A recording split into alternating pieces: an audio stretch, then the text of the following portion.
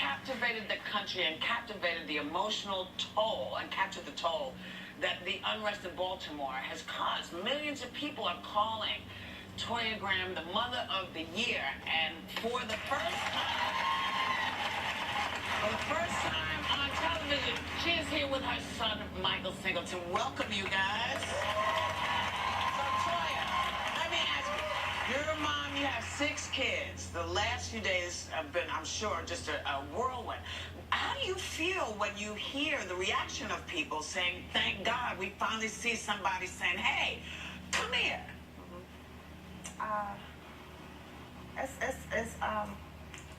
still at the end of the day, you're just trying to be a mom that's trying to protect your child. So I haven't gotten to that.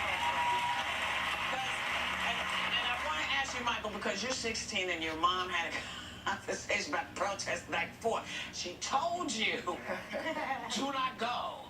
But then y'all went anyway, which is what kids do.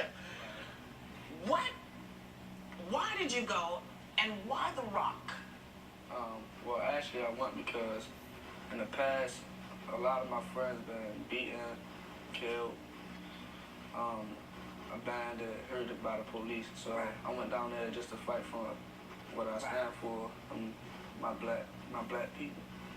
Can I ask you guys, the world is now seeing pictures of your home. Baltimore is now to everyone burning on TV, but you live there. Tell me, both of you, tell me about your Baltimore. Is it hard to find a job? Are the schools good? I hear how you feel about the police. Tell me what living in Baltimore is like for both of you. It's a great city to live in. It is hard to find a job if you don't have the education that is required for you to work in, like Johns Hopkins and things of that nature. We do have a lot of success from Baltimore also. But we're talking about this small community that we live in, which is called the ghetto, low poverty and things of that nature. So we all have to come together as one and watch out for our children. And how do you feel? I know you said how you, very succinctly, how you feel about the police. How do you feel about your school and your friends? You scared for them? You scared for yourself? What's it like living in Baltimore? Well, living in Baltimore, sometimes it's fun, sometimes it's not fun. Sometimes you be scared to walk out the door. Sometimes you go to school, you have fun. Sometimes you don't. Yeah. When, excuse me, you said that your instincts, your motherly instincts, told you that your son was going to the protest. And what was going through your mind when you actually saw him? Was it just instinctual, or were you premeditated, like, I am going to whoop that ass?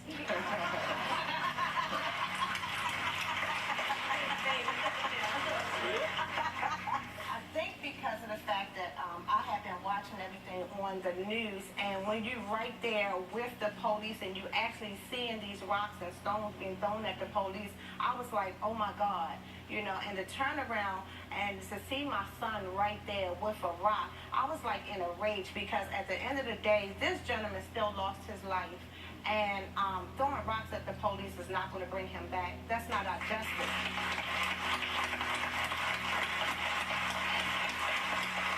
How do you feel about getting your ass whooped on TV?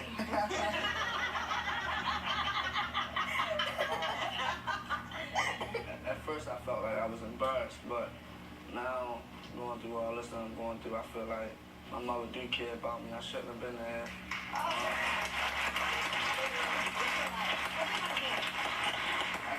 Well, I want to play basketball, but if that don't work out, then I might go do electrician.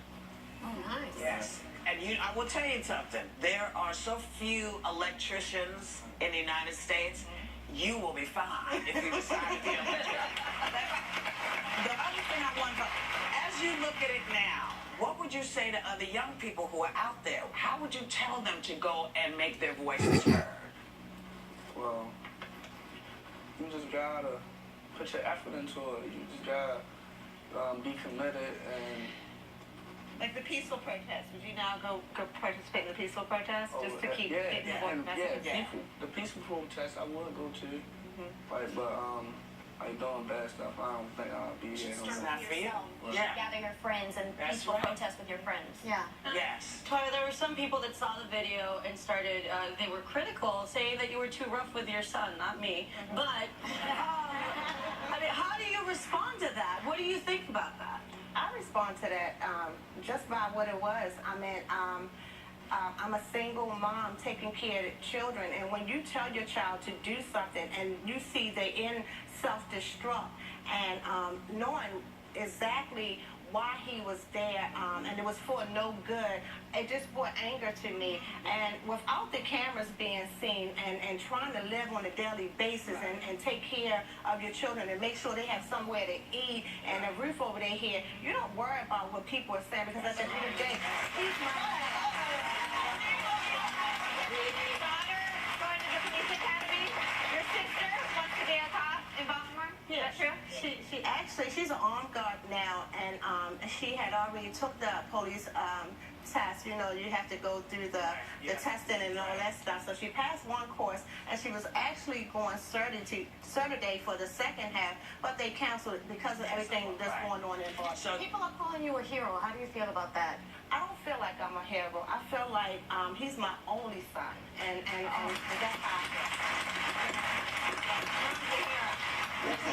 Listen, first of all, thank you, because people need to know that there are caring parents out there. There are parents out there who care about their children.